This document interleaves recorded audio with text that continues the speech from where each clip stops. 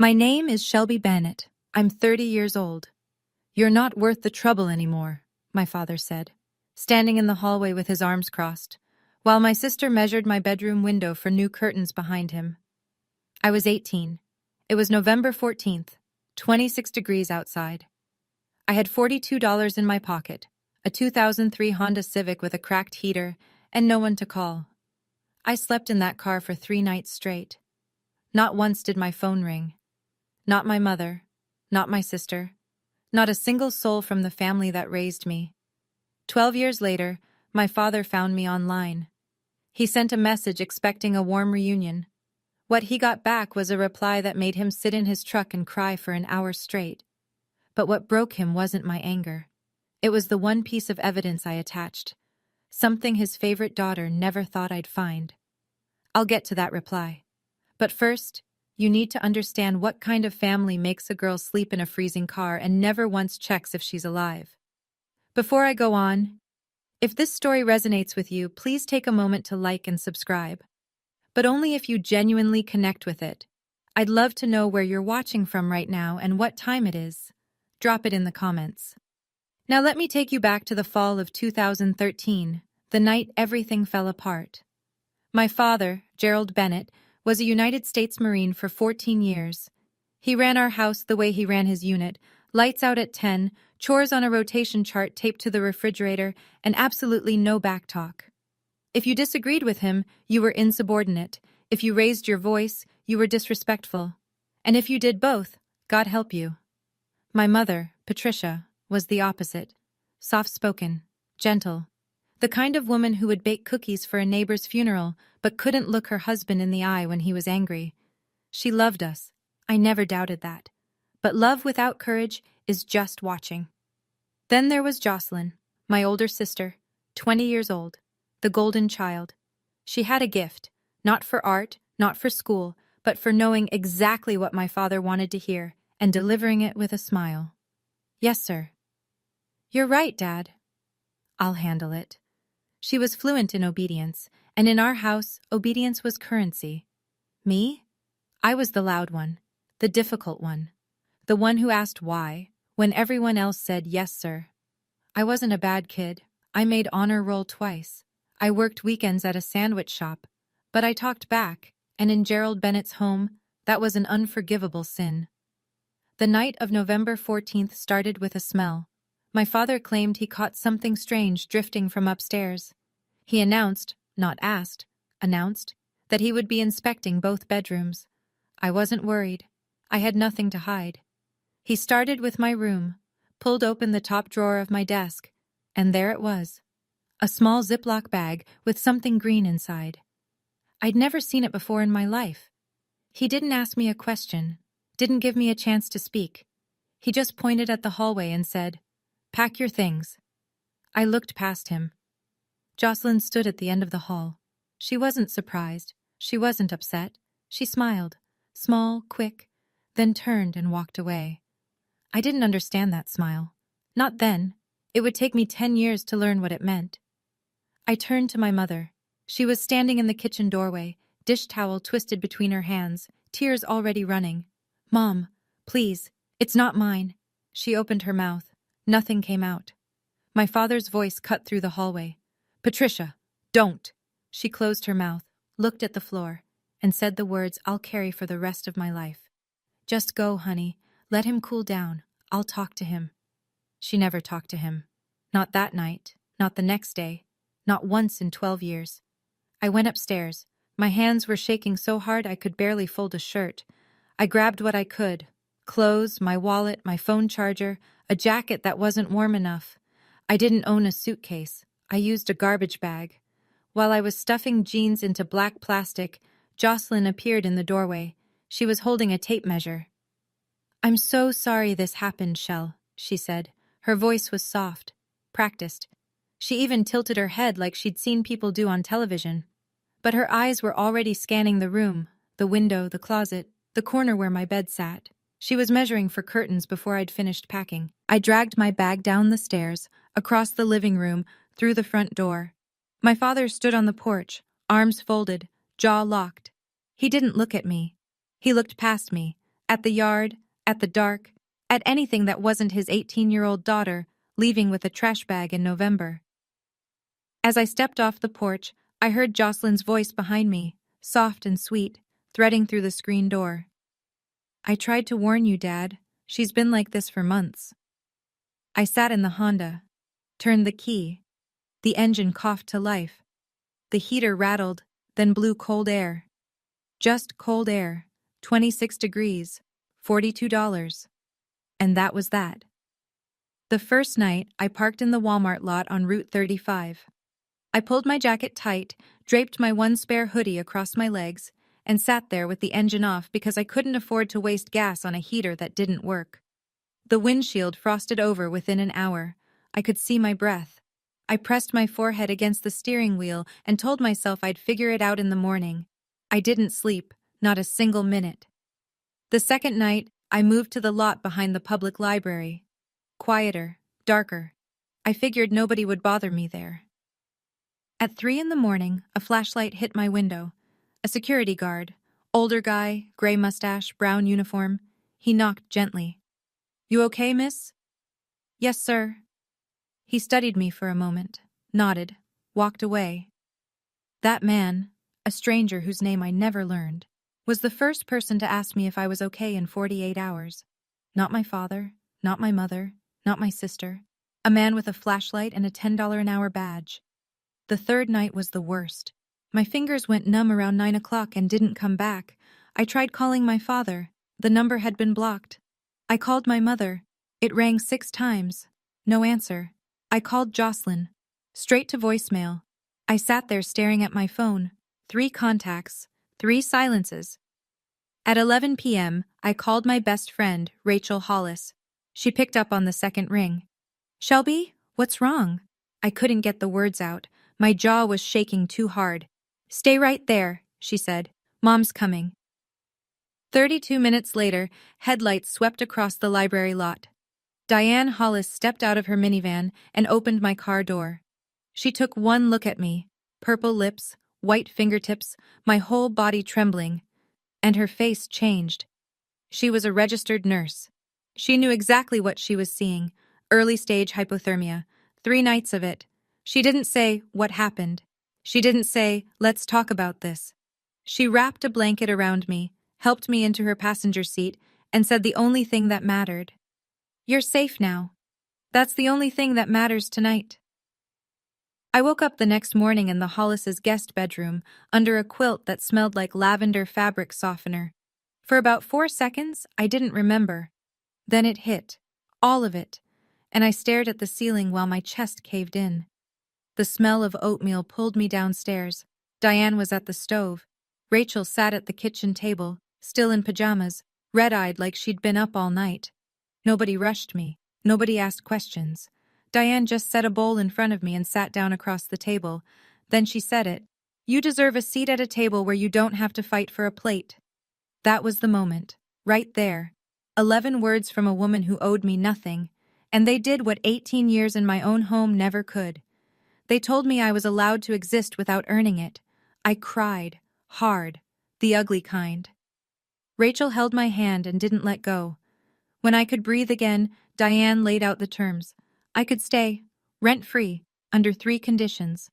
Finish my GED by spring, find part-time work, start applying to community college by summer, no exceptions, no charity, structure, and a future.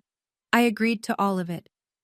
The next Monday, I started as a cashier at CVS, 4 days a week. Evenings, I studied. It wasn't glamorous. It wasn't inspirational. It was just survival, one 12-hour day at a time. 2 weeks after I left home, I sat at the Hollis's kitchen table and wrote my father a letter. By hand. 2 pages. I told him the drugs weren't mine. I told him I loved him. I told him I just wanted to come home. I mailed it on a Tuesday. It came back 4 days later. The envelope was still sealed. Not a single crease, not a single fingerprint on the flap. Across the front, in my father's handwriting, I'd recognize it anywhere, those sharp capital letters from years of military forms. 2 words, return to sender. He didn't open it.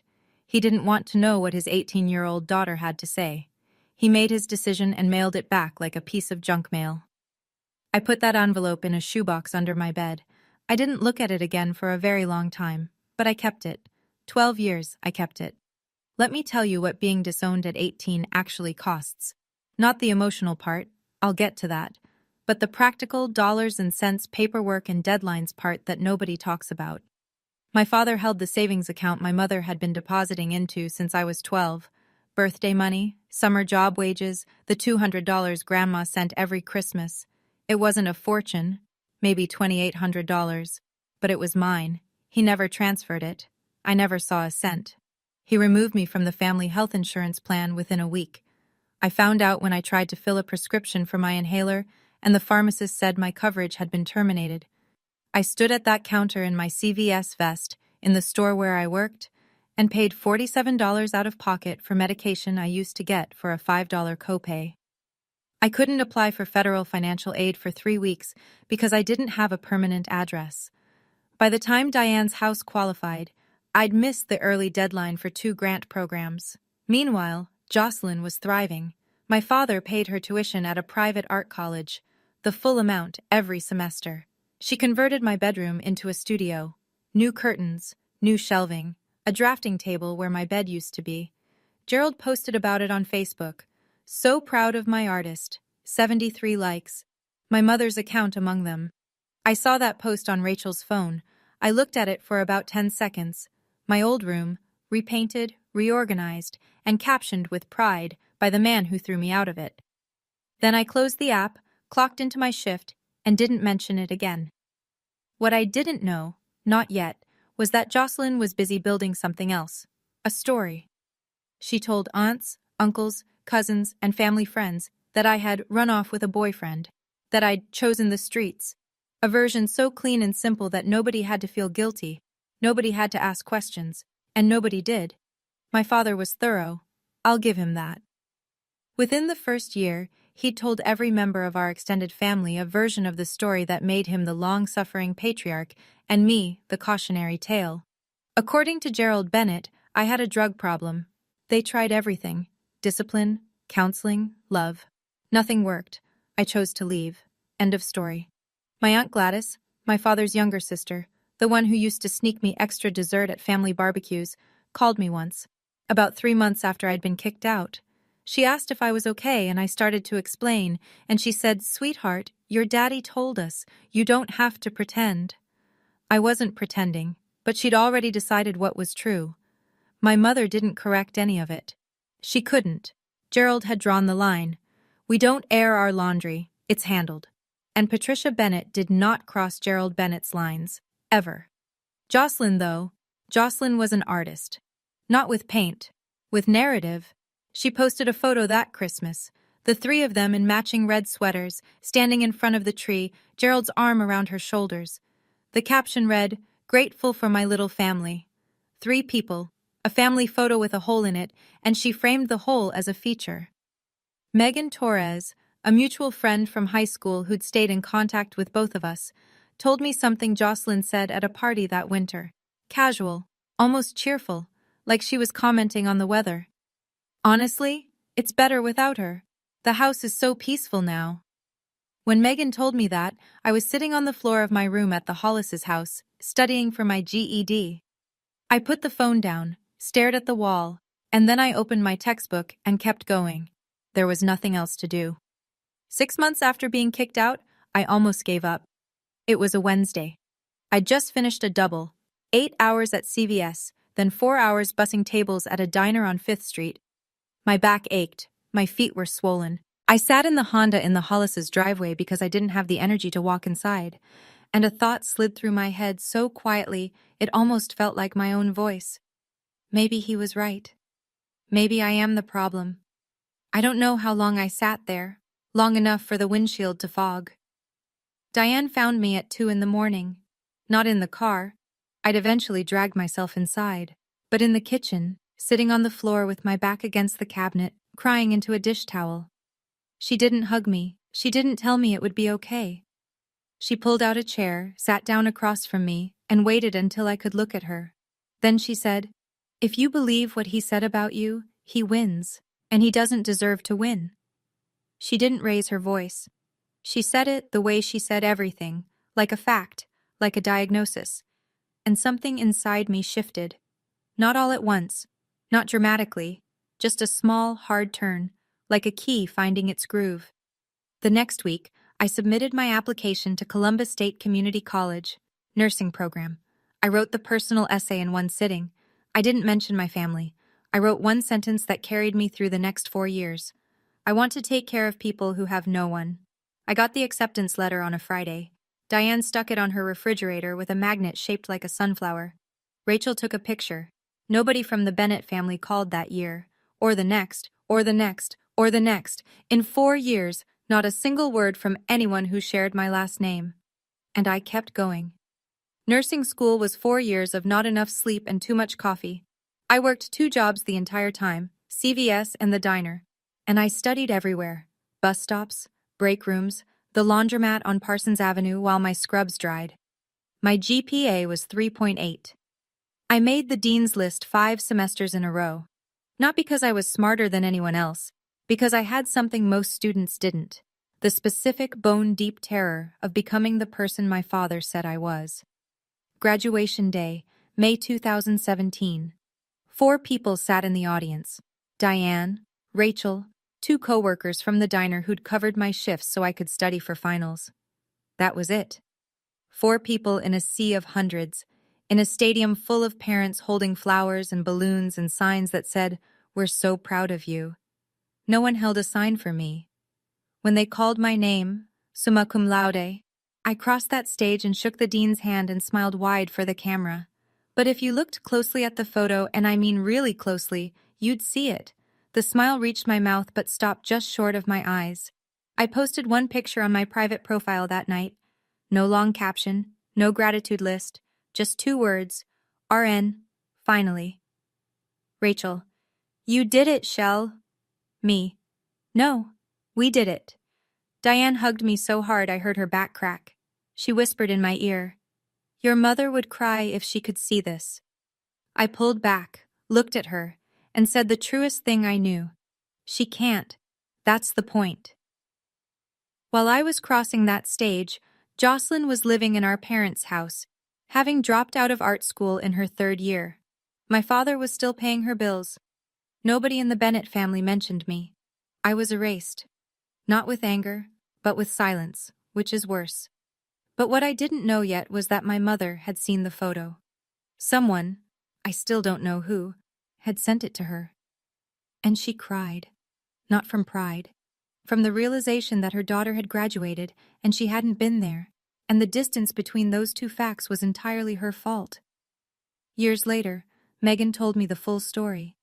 I'm going to share it because it matters. Not for sympathy, but for context. At some point after I left, my mother created a fake Facebook account. Generic name, stock photo of a sunset, no friends, no posts, no activity. Its only purpose was to follow my private profile, which she could just barely see through the gaps in my privacy settings. A profile picture here, a public comment there. She watched me from behind a screen name that wasn't hers, in a house where even that small act of care had to be hidden from her husband. Patricia wrote me messages, dozens of them apparently, on holidays, on my birthday, late at night when Gerald was asleep. She'd type them out, reread them, and delete them before hitting send. Every time. For years. She never sent a single one. I want to be clear about something. I understand why she was afraid. Gerald Bennett was not a man who tolerated dissent, and by the time I was kicked out, my mother had spent 25 years learning that lesson. Fear is real. I don't minimize it. But here's what I also know. Loving someone from a distance doesn't count if you chose the distance. She had a car. She had a phone. She could have driven to the Hollis's house any Tuesday afternoon while Gerald was at work. She didn't. Fear kept her still, and stillness kept me alone. There's one more thing. Jocelyn found out about the fake account. Megan told me this too. Jocelyn didn't report it to Gerald. That would have been too direct. Instead, she used it as leverage. Quiet, surgical leverage. I know what you're doing online, Mom. Don't make me tell Dad. That was Jocelyn, always holding the leash she never had to pull because the threat was enough. My mother stayed silent, my sister stayed in control, and the years kept passing. After graduation, I took a position at Riverside Methodist Hospital in Columbus. Emergency department, 12-hour shifts, chaos and adrenaline, and the kind of exhaustion that doesn't wash off in the shower. I loved it. Within 2 years, I was nominated for Nurse of the Year at the department level.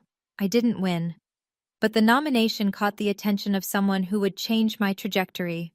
Dr. Marcus Webb was the attending physician in our ER, mid-40s, calm under pressure, the kind of doctor who actually learned nurses' names. He pulled me aside one afternoon between traumas and said something I wasn't expecting. "You don't just treat patients, Shelby. You see them. That's rare. Have you thought about going further?" He meant nurse practitioner, a master's degree, independent practice authority, the ability to run my own clinic someday. It was a path I hadn't considered because no one had ever suggested I was capable of it. Dr. Webb wrote my recommendation letter. I applied for a scholarship at Ohio State. I got in. During those years, I didn't date. Not once in 5 years. It wasn't a conscious decision at first. I was too busy, too broke, too focused. But eventually, I had to be honest with myself. I didn't trust anyone to stay. My family had taught me that love was conditional, that it could be revoked in a single evening, and that the people who said, "I'll always be here," were often the first to leave. That kind of lesson doesn't unlearn easily. I finished my NP in 2021, and almost immediately, an idea took root. One that had been growing quietly since the night Diane Hollis pulled me out of a freezing car. A clinic. Free. For the people nobody else was treating. Specifically, homeless veterans, men and women who served this country and came home to nothing. Men like my father, if he'd been less lucky. I chose that population for a very specific reason. I knew what it felt like to be abandoned by the people who were supposed to protect you. And I never wanted anyone to sit alone with that feeling the way I did. I want to pause here for a second. If you're watching this and you've ever been the family member no one believed, I see you. You're not crazy. You're not too much. You're just honest in a room full of people who aren't. Now, Tsio, do you think my father ever questioned whether he made the wrong call that night? Drop your answer in the comments. And if you haven't yet, that subscribe button really does help. Now, back to where we were. It was year 8. I was deep in my NP program, pulling clinical rotations at a family practice on the east side of Columbus. My life had settled into a rhythm, demanding, exhausting, but mine. I had an apartment I paid for, a career I was building, a circle of people who showed up without conditions. I'd stopped thinking about the Bennetts every day. It happened less now. A flicker on my mother's birthday, a dull ache around Thanksgiving, then nothing again for weeks. Then Megan called. Her voice was off, not panicked, careful, like she was choosing each word before she said it. "Shell, I found something. I don't know if I should show you." She'd been transferring data from an old phone, her iPhone 5, the one she'd used in high school, to a new device. The migration pulled up years of text messages she'd forgotten existed. And buried in a thread with Jocelyn, dated November 2013, was a message she'd never paid attention to. She read it to me. "LOL, I moved my stuff to Shelby's desk just in time. Dad's about to lose it," followed by a laughing emoji. Megan's voice cracked. "I'm so sorry, Shell. I didn't even register it back then. I was 19 and stupid, and I didn't put it together. I should have." I didn't respond right away. The room was very still. I could hear the clock on my kitchen wall ticking. "Send it to me," I said. She did. A screenshot. Time-stamped. Jocelyn's name at the top. The text in a gray bubble, casual and grinning, like she was telling a joke. "LOL, I moved my stuff to Shelby's desk just in time." My stuff, her drugs, in my desk, on purpose. 12 years, Megan. I was 18 and freezing in a parking lot because of a text message with a laughing emoji. I saved the screenshot.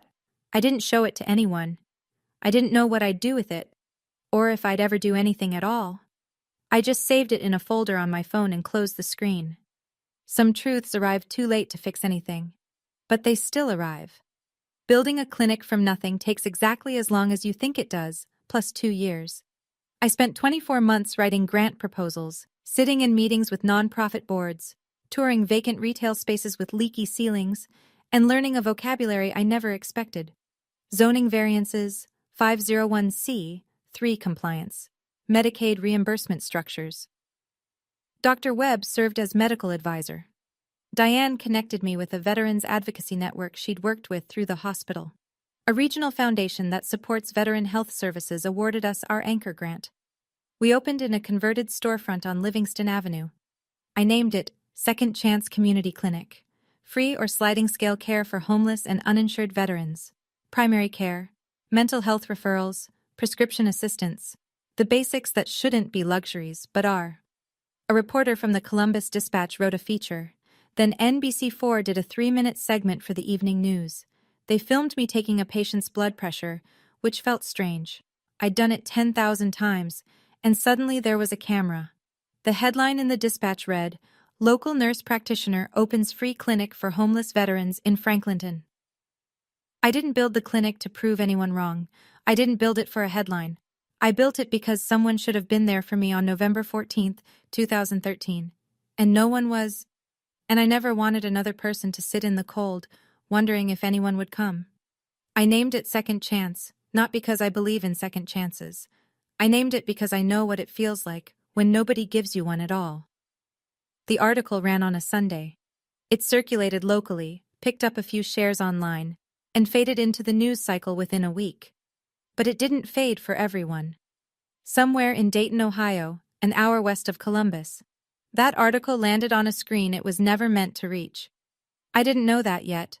There's a nightstand in my apartment. Plain oak, second-hand, 1 drawer. Inside that drawer, I keep 3 things. Not mementos, not keepsakes. Evidence. Evidence of a life that happened before this one. The first is a photograph. My family at Cedar Point Amusement Park, the summer I was 12. All 4 of us. My mother's arm around my shoulders, Jocelyn making a peace sign, my father squinting into the sun with something that might have been a smile. It's the last photo where everyone is present and no one is pretending. The second is a bracelet. Thin silver chain with a tiny star charm. My mother gave it to me on my 16th birthday. She fastened it around my wrist and said, "For my little star." I stopped wearing it the night I left, but I didn't throw it away. The third is the envelope, yellowed now. 12 years of sitting in the dark will do that.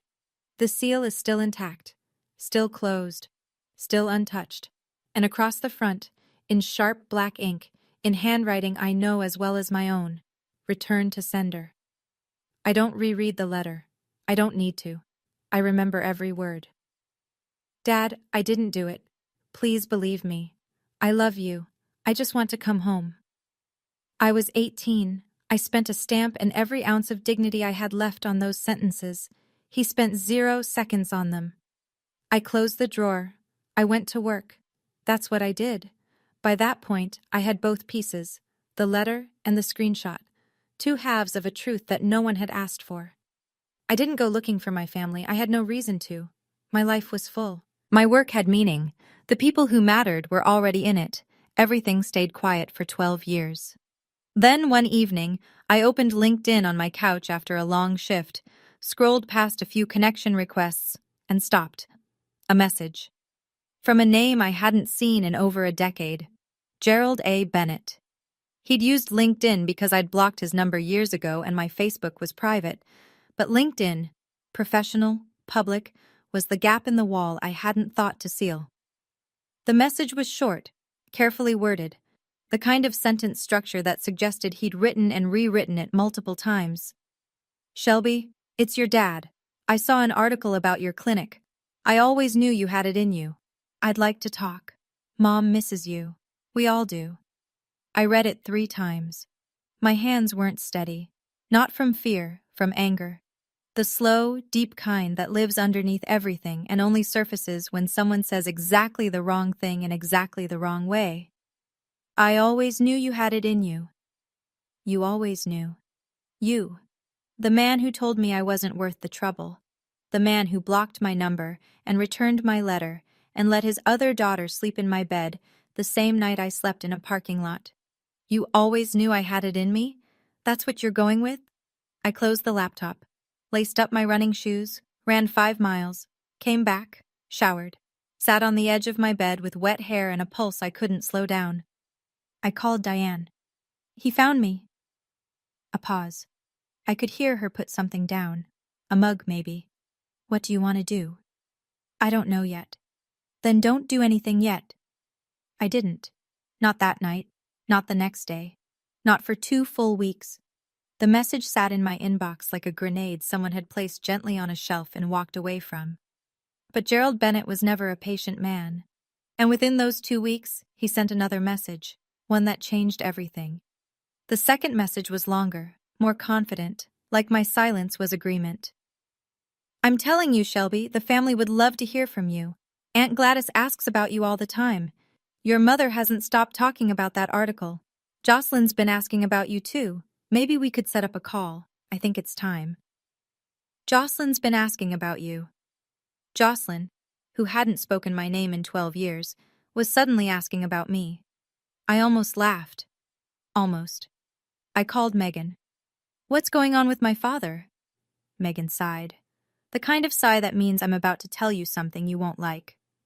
Shell, he's been showing that article to everyone. Like, everyone. He shared it on Facebook. He brought it up at Ron and Gladys's barbecue last month. He's telling people you decided to do things on your own and that the family always supported you from a distance. I set my coffee down. He said what? He's rewriting the whole thing. The drug story is gone. Now it's, you were independent. You wanted to leave. He respected your decision. He's acting like he launched you. He threw me out, Megan. I know. He told them I was on drugs. I know. And now he's saying he supported me? He shared the Dispatch article with the caption, Proud Dad Moment. 61 likes. I sat with that for a long time. My father hadn't just abandoned me. He'd written the story of my life twice, once as a cautionary tale and once as a success story. And both times, he cast himself as the hero. The first version, we did everything we could. The second version, she got her strength from us. Neither version included the truth. Neither version included a frozen parking lot, a returned letter, or a laughing emoji. He didn't want me back. He wanted the narrative back, and he needed my cooperation to finish writing it. I sat on it for 3 more days. I went to work. I saw patients. I restocked supply closets and reviewed intake forms and did everything exactly the same as before. But underneath it all, something was building. Not rage, not revenge, just clarity. The kind that comes when you've been holding a question for 12 years and the answer finally stops being complicated. I called Diane on a Tuesday evening, told her about the second message, told her about the Facebook post, told her about the rewritten narrative. She listened. Then, you don't owe him a thing, but if you write back, write for you, not for him. I thought about what would happen if I stayed silent. Gerald would continue telling the family his version. Aunt Gladys, Uncle Ron, every cousin and in-law. They'd all believe the story of the proud father and the independent daughter. I'd be erased twice. Once when he threw me out, and again when he pretended he didn't. That was the thing I couldn't live with. Not his cruelty. I'd survived that. His revision. The idea that he could take 12 years of my suffering and repackage it into a feel-good Facebook caption. That my truth would never exist outside my own head. I didn't sit down to write a revenge letter. I sat down to tell the truth. There's a difference, and it matters. I opened my laptop, created a new document, and I started with the date, November 14th, 2013. It took me 3 hours. Not because I didn't know what to say, because I kept stopping to breathe. Every sentence was a door I'd closed years ago, and opening them all at once was like walking through my own wreckage. When I finished, I attached 2 files, a photograph of the envelope, sealed, yellowed, returned to sender in his handwriting, and Megan's screenshot. I copied the text into a LinkedIn reply. Read it once. Read it again. Hit send. 11:47 p.m. I closed my laptop, went to bed, didn't sleep. I had no idea what would happen next. But I knew this. Whatever Gerald Bennett felt when he read that message, that was no longer my weight to carry. I'd given the truth back to the person who made it. This is what I wrote. I'm going to read it to you exactly as I sent it, because you've earned the full version. Dad, you said I wasn't worth the trouble. Here's what happened after you decided that. November 14th, 2013. 26 degrees. You told me to pack my things. You didn't ask if the drugs were mine. You didn't let me speak. You pointed at the door and I walked through it with my clothes in a garbage bag. November 14th. First night. I parked in the Walmart lot on Route 35. The heater was broken. I draped a hoodie over my legs and didn't sleep. November 15th. Second night. The library parking lot. A security guard knocked on my window at 3 a.m. He asked me if I was okay. That man, a total stranger, was the first person to check on me in 48 hours. Not you, not Mom, not Jocelyn. November 16th. Third night. I called you. Blocked. I called Mom. No answer. I called Jocelyn. Voicemail. 3 contacts. 3 silences. At 11 p.m., I called my friend Rachel. Her mother, Diane Hollis, drove 32 minutes across town to a library parking lot to pick up your daughter. She found me shaking, with purple lips and white fingertips. She's a nurse. She recognized early-stage hypothermia when she saw it. A stranger's mother saved my life. Mine didn't answer the phone. December 2013. 2 weeks after you threw me out, I wrote you a letter. By hand. I told you the drugs weren't mine. I told you I loved you. I told you I just wanted to come home. You mailed it back unopened. Your handwriting. Return to sender. You didn't spend 1 second on it. You told the family I had a drug problem. You told them I chose the streets. You rewrote my life so you could sleep at night. That was the first part, but it wasn't the part that broke him. The message continued. Here's what you missed, Dad. All of it. Every milestone. Every moment you weren't there for. Not because you couldn't be, but because you chose not to be. 2014. I got my GED while working double shifts at a pharmacy counter. No one clapped. No one took a picture. I went home and studied for the next test. 2015. I started nursing school at Columbus State. I paid for it with federal loans and a second job bussing tables at a diner. You paid for Jocelyn's art degree in full. She dropped out junior year. 2017. I graduated. Summa cum laude. 4 people were in the audience. A woman who owed me nothing, her daughter, and 2 coworkers from a restaurant. You weren't one of them. Mom wasn't one of them. I crossed that stage alone. 2019. I completed my nurse practitioner program at Ohio State. I treated my first patient independently on a Monday afternoon. When I got home, I picked up my phone to call someone. The person I wanted to call was you. I put the phone down. 2021. I opened a free clinic for homeless veterans. The kind of men you served with, Dad. The kind of men who came home from war and found out that the people who were supposed to be there had already moved on. I named it Second Chance. Not because I believe in second chances, but because I know what it feels like when nobody gives you one. 2025. You found me online. You said, I always knew you had it in you. You didn't know. You weren't there. Knowing requires presence, Dad. You were absent for 12 years. You didn't just miss my life. You chose to. I paused there, took a breath. Then I wrote the last section, the one with the attachments. One more thing, Dad. You kicked me out because you found drugs in my desk. I told you they weren't mine. You didn't believe me. You didn't even ask. They were never mine. I've attached a screenshot. It's a text message from Jocelyn to a mutual friend, dated November 2013, the same month you threw me out. It reads, LOL, I moved my stuff to Shelby's desk just in time. Dad's about to lose it. Followed by a laughing emoji. Your golden child put her drugs in my desk drawer and stood in the hallway watching you throw me out. She measured my bedroom window for new curtains before I finished packing a garbage bag. And then she spent 12 years playing the loyal daughter while I slept in a car. I've also attached a photo of the letter, the one I sent you 2 weeks later, sealed, unopened, your handwriting across the front, returned to sender. Your 18-year-old daughter wrote, I love you, I just want to come home. And you mailed it back like junk mail. I kept both, not as weapons, as proof that I tried and you didn't. I'm not writing this to hurt you. I'm writing it because you asked to reconnect, and I think you should know what you're reconnecting to. Not the version you told the family, not the proud dad moment you posted on Facebook, the real version. I don't hate you, Dad, but I can't give you the reunion you're looking for. You're not reaching out because you miss me. You're reaching out because my name was in the newspaper and you need a new story to tell. I won't be your story, I'm my own. Shelby. That was the reply. Every word. I sent it at 11:47 on a Tuesday night and closed my laptop. I didn't know when he'd read it. I didn't know how he'd react. I only found out later. Through Megan, through Gladys, through the slow, jagged chain of people who witnessed what came after. Here's what I was told. Gerald read the message in the living room. Patricia was in the kitchen. He was sitting in his recliner, the same one he'd been sitting in for 20 years, scrolling through LinkedIn on his phone.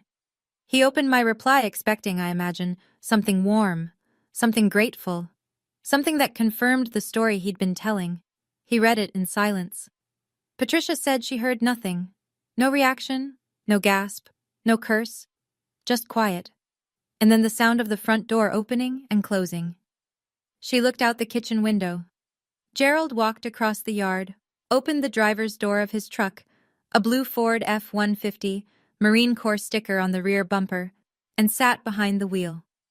He didn't start the engine. He didn't turn on the lights. He just sat there.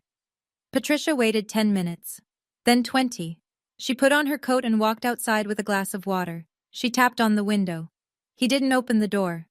Through the glass, she could hear him. He was crying. Not the quiet kind.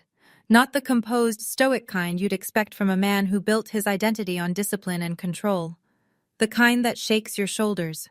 The kind you can't stop. She stood outside that truck for a long time. Eventually, she went back inside. An hour later, a full hour, Gerald walked back through the front door. His eyes were swollen. He didn't say a word. He placed his phone on the kitchen table, opened to my message, and pushed it toward Patricia. Read it. She did. Then she cried too. Gerald sat down across from her, and for the first time, according to what Megan later heard from Gladys, he asked the question he should have asked 12 years ago. Did you know? About Jocelyn? Patricia shook her head. Gerald picked up his phone and called Jocelyn. She didn't answer. He called again. Voicemail. He called a third time, a fourth. She never picked up. The next morning, he drove to her apartment. That was it. That was the reply. If you're still here, genuinely, thank you. Now here's my question. Do you think my father's tears were for me or for himself? Because I've thought about that for a long time and I still don't have a clear answer. Let me know in the comments. And if this story hits close to home, share it with someone who needs to hear it. Here's what happened next. I wasn't there for what happened at Jocelyn's apartment. Everything I know came through Megan, who heard it from Patricia, who heard it from Gerald.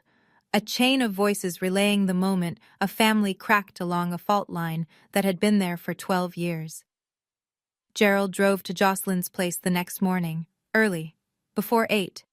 He knocked on the door hard enough that her neighbor opened theirs first. Jocelyn answered in a bathrobe. Dad? What's going? He held up his phone, the screenshot on the screen. Is this real? She looked at it. Her expression did something complicated. A flicker of recognition, then the mask sliding into place. That's taken out of context. Your sister slept in a car for 3 nights, in November, because of you. You're the one who kicked her out, not me. You're right. I did, because I believed you. That landed. You could tell, Patricia said, because Jocelyn didn't have a follow-up. For the first time in her life, the script ran out. Gerald didn't yell, he didn't slam anything. His voice, Patricia said, was the quietest she'd ever heard it, and that was somehow worse. Don't call the house for a while. He turned and walked back to his truck, didn't look back. Jocelyn stood in the doorway. I'm told she called Patricia within the hour, sobbing, not apologizing, not explaining, but performing. Dad is attacking me because of Shelby. This is so unfair. I can't believe you're all taking her side. My mother, the woman who had spent 25 years choosing silence, said something she'd never said before. No, He's hurting because of what you did. So am I. And then she hung up. Megan told me Patricia's hands were shaking when she set the phone down, but she set it down, and she didn't pick it back up. The truth moved through the family the way truth always does when it's been delayed. Fast, messy, and without anyone's permission. Gerald called Gladys that same week, his younger sister. The one who'd called me once years ago and taken his word over mine. He told her everything. The screenshot, the letter, the parking lot, the hypothermia. Gladys was quiet for a long time. Then, "You let that girl sleep in a car, Gerald. She was a child." "I know." "And you told me she was on drugs." "I know." Gladys hung up and called me. I almost didn't answer. Her number had been absent from my phone for over a decade, and seeing it felt like a hallucination. But I picked up. "Sweetheart," her voice was thick. "I'm sorry. I should have checked. I should have asked you directly. I took his word and I shouldn't have." I sat on my couch and stared at the wall across the room. A small crack ran along the baseboard I'd been meaning to fix for months. "You believed what was easier to believe, Aunt Gladys." "Yes, and I'm ashamed of that." I didn't tell her it was okay, because it wasn't. But I didn't hang up either. Uncle Ron cut contact with Jocelyn entirely. No announcement, no drama. He just stopped responding to her messages. One of my younger cousins posted something vague on social media. Blood doesn't mean loyalty. And I knew the ripple had reached the edges. Jocelyn posted her own response on Instagram 3 days later. "Sometimes family is the most toxic thing in your life." No context, no names, just the kind of sentence that sounds deep until you realize it was written by the person who caused the toxicity. Nobody reacted, not a single like, not one comment. And I know this might sound satisfying, the villain getting her comeuppance, but I want to be honest, it didn't feel triumphant. It felt heavy. Watching a family unravel in slow motion isn't a victory. It's just what happens when the truth shows up 12 years late and there's no clean place left to put it. A week after the confrontation with Jocelyn, my father sent me an email. Not through LinkedIn this time, through my clinic's public contact address, the one listed on our website for appointment inquiries and community outreach. He'd found it the way anyone would. He typed it into the general inquiries field like a stranger. "Shelby, I read your message 7 times. I read the letter. The one I sent back. Your mother found a draft copy in your old desk, in the room I let your sister take. I read every word. I can't undo what I did. I'm not going to list excuses because there aren't any that hold up. I was wrong. About all of it. I don't expect you to forgive me, but I needed you to know I hear you now." I read it at my kitchen table after a 10-hour shift, with a bowl of leftover soup going cold in front of me. I didn't respond that night, or the next. It took me 4 days, not because I didn't know what to say, but because I wanted to say it right, without cruelty, without performance, without any door opened wider than I could handle. "Thank you for hearing me. That's more than I got 12 years ago. I'm not going to pretend this is okay. It's not. I don't hate you, but I can't trust you. Not yet, maybe not ever. If you want any kind of relationship with me, it starts with accountability. Not one email, not one apology, years of it. And it starts with Jocelyn admitting what she did. To me, directly. Until then, I need space. Please respect that." 2 weeks of silence, then 3 words. "I understand." The same week, my mother sent her own message. Separate from Gerald, her own words, for the first time in 12 years. "I should have been your mother first, and his wife second. I'll spend the rest of my life trying to earn that back." I read it twice, closed my laptop, and went for a long walk in the dark. 2 months after the reply, the clinic was ready for its official grand opening.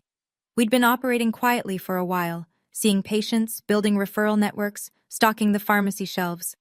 But this was the formal event. Ribbon cutting, press coverage, community turnout. The kind of day I'd spent 2 years working toward. The guest list wrote itself. Megan, Rachel, Diane, Dr. Webb, colleagues from the hospital, representatives from the Veterans Foundation, a reporter from the Dispatch who'd covered our launch, a crew from NBC4 coming to film, 40-plus veterans we'd already served, some of whom I'd treated personally. I didn't invite my father. I didn't invite my mother. I didn't invite Jocelyn. But Aunt Gladys called the week before. Can I come? I didn't hesitate. Of course, Aunt Gladys. She paused. I know I don't deserve to be there. It's not about deserving. You asked. That's enough. The night before the event, I sat at the clinic after everyone had left, running through the setup checklist. Chairs in rows, podium by the entrance, banner hung straight. Diane had helped me write the speech. I'd been practicing it in my car all week, which is exactly as glamorous as it sounds. She called me that evening. How are you feeling? Nervous? About the speech? About all of it. She was quiet for a moment. Tell them why you built it. That's enough. I slept 3 hours that night, woke up at 5, put on the white blouse I'd bought for the occasion, nothing fancy, just clean and pressed, draped my stethoscope around my neck because it felt right, and drove to the clinic at dawn. When I pulled into the lot at 7 a.m. to run final checks, there were no other cars yet. The sun was just coming over the rooftops on Livingston Avenue. The banner rippled in a light breeze. Then, at 8:15, I glanced at the far end of the parking lot. A truck, blue, Ford F-150, Marine Corps sticker on the rear bumper. My hands stopped moving. He was already here. I didn't go to the truck. I went inside and finished setting up. By 10 o'clock, the lot was full. Veterans in worn jackets standing next to reporters with press badges, social workers I'd partnered with, local officials from the city councilwoman's office, Rachel in a sundress, holding a bouquet she'd brought without telling me, Diane in her best cardigan, eyes already glistening, and we hadn't even started. Dr. Webb spoke first, brief, measured. He talked about the gap in veteran health care and how one person's stubbornness, he looked at me when he said it and the crowd laughed, could move mountains. Then Diane cut the ribbon. Her hands trembled on the scissors, and when the red fabric fell, she pressed her fingers to her lips and turned away for a moment. Then it was me. I stepped up to the microphone. 40-something faces. Some of them had slept outside last week. Some of them were here because this clinic was the first place that hadn't asked them to prove they deserved help. 12 years ago, I said, I slept in a car with no one to call. Today, I stand here to make sure no one in this room ever feels that alone again. I took a breath. This clinic isn't about second chances for me. It's about first chances for the people this country forgot. I didn't mention the Bennetts. Not one word, not one hint. This day wasn't about them. The crowd clapped. Diane was full on crying. Gladys stood in the second row, clutching her purse, tears streaming down her face. And through the crowd, past the reporters and the veterans and the folding chairs, I saw him. Gerald. Standing at the edge of the parking lot, baseball cap pulled low, hands in his jacket pockets, not moving closer. Our eyes met, just for a second, across 40 feet of concrete and 12 years of silence. I didn't walk to him. I didn't wave. I didn't look away. I nodded. Once. Small. He nodded back. Then he stood there for another few minutes while the crowd filed inside for the tour, and then he got in his truck, started the engine, and drove away. After the tour, after the photos, after the last handshake and the last thank you, the clinic emptied out. Rachel left with a hug that lasted 30 seconds. Dr. Webb shook my hand and said, "You did good, kid," which coming from him was the equivalent of a standing ovation. Megan texted me a row of heart emojis and a voice note that was just her crying. Gladys held my face in both her hands before she left. "You come to my house for Christmas. You hear me? I'm making the pecan pie and nobody says no to my pecan pie." I laughed, genuinely laughed, for the first time all day. Then it was just me and Diane. We sat on the metal bench outside the front entrance. The banner was still up. A few stray programs fluttered on the ground. The sun was going down behind the strip mall across the street, and the light turned everything amber. "He came," I said. "He did.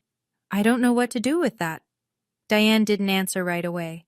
She folded her hands in her lap, the same hands that had wrapped a blanket around me in a library parking lot 12 years ago.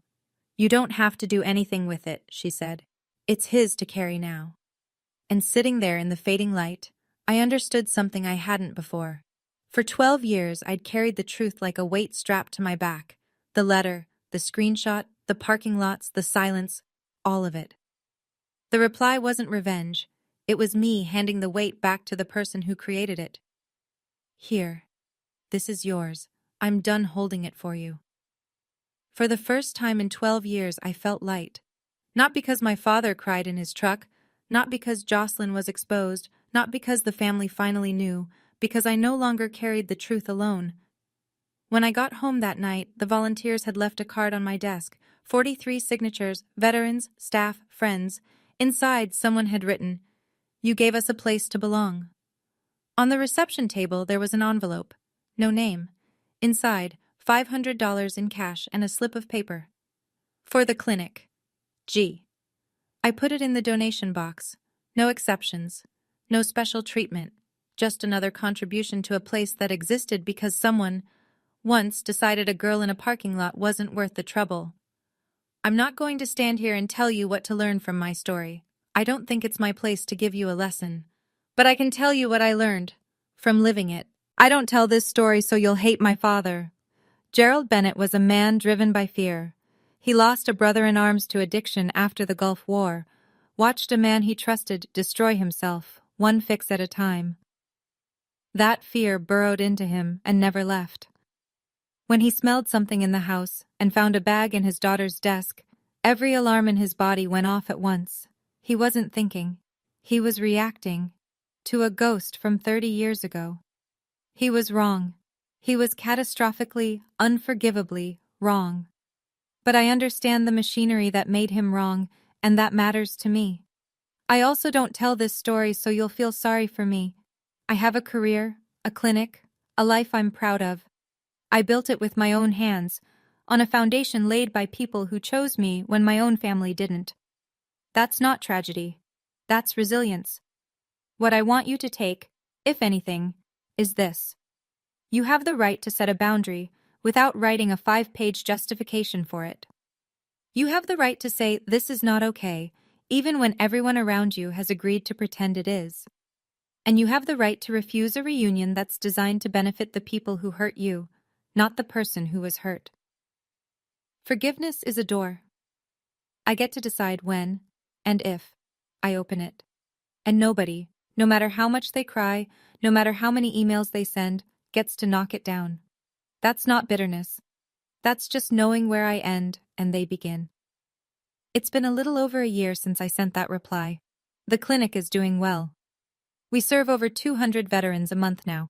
We've added a part-time therapist and a benefits navigator who helps guys file their VA claims. Last quarter, we got a grant to extend our hours on Saturdays. It's not glamorous work. Most days, it's blood pressure checks and medication refills and long conversations with people who just need someone to sit with them for 10 minutes. But it's the most important thing I've ever done. I'm seeing someone. His name is Kyle. He's a firefighter. We met at a community health fair. He was manning the fire safety booth next to our clinic's table, and we argued about whether CPR dummies are creepy. He's kind and steady, and he doesn't try to fix me. When I told him this whole story, he didn't say, "You should forgive them." He said, "What do you need?" And I knew. My father emails once a month. Short messages. Never pushing. Sometimes it's a question about the clinic, sometimes it's just thinking of you. I respond to about half of them. We haven't seen each other since the grand opening. Our relationship, if you can call it that, is like two strangers trying to remember a language they used to share. Awkward, careful, uncertain. My mother and I meet every couple of months, always at a cafe, never at the Bennett house. She started seeing a therapist, her first time at 62. We talk about small things. We're not ready for the big ones yet. Jocelyn hasn't apologized, hasn't reached out, hasn't acknowledged anything. I don't wait for it. Some people never arrive at the truth, no matter how clearly you lay it out for them. Diane is still my family. She always will be. She hates the phrase second mom, and every time I use it she says, "I'm not your second anything, I'm just someone who answered the phone." But she smiles when she says it, and so do I. One more thing. A few months ago, I found out that my mother, using her old fake Facebook account, the one Jocelyn used to hold over her, had submitted an anonymous nomination for the Ohio Nurse of the Year award. She'd typed up a letter about my work, my clinic, my patients. She submitted it under a name I didn't recognize. I didn't win. But I read the nomination form after a colleague forwarded it, and I recognized her voice in every sentence. Tentative, careful, full of love she still didn't know how to deliver in person. She's trying, in the only way she knows how. It's not enough. But I see it. I still have the Honda, the 2003 Civic with the cracked heater. It hasn't run in years. The battery's dead. The tires are flat.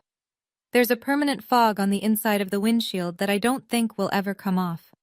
It sits in the back lot behind the clinic, tucked between a dumpster and the fence, and every single person on my staff has asked me at least once why I don't just junk it. I keep it because I need it there. On the hard days, and there are still hard days, even now, I walk around back, and I put my hand on the hood, and I stand there for a minute. The metal is cold or warm depending on the season, and either way, it brings me right back. To the girl in the Walmart lot, to the hoodie draped over her legs, to the frost on the windshield, and the silence on her phone, and the 26 degrees that almost took her. She was 18, she was terrified, and she was completely, totally alone. She deserved to be saved, and because no one came, she saved herself. If you're in that car right now, literally or otherwise, I want you to know something. You don't need anyone to open the door for you. You just need to find the person who will say, "You're safe now." And if you can't find that person yet, then be that person for yourself. Because you can. I know you can. I'm proof. My father told me I wasn't worth the trouble. 12 years later, 200 veterans a month walk through my doors because someone decided they were. My name is Shelby Bennett. I'm 30 years old, and I was always worth the trouble. Thank you for staying until the end. That means more than you know. If this story reminded you of your own, or someone you love, please share this video. It might reach the person who needs it tonight. I'd love to hear from you. What would you have written in that reply? Drop it in the comments. I read every single one. And there's another story in the description that I think you'll connect with. Click it before you go. And remember, you're always worth the trouble.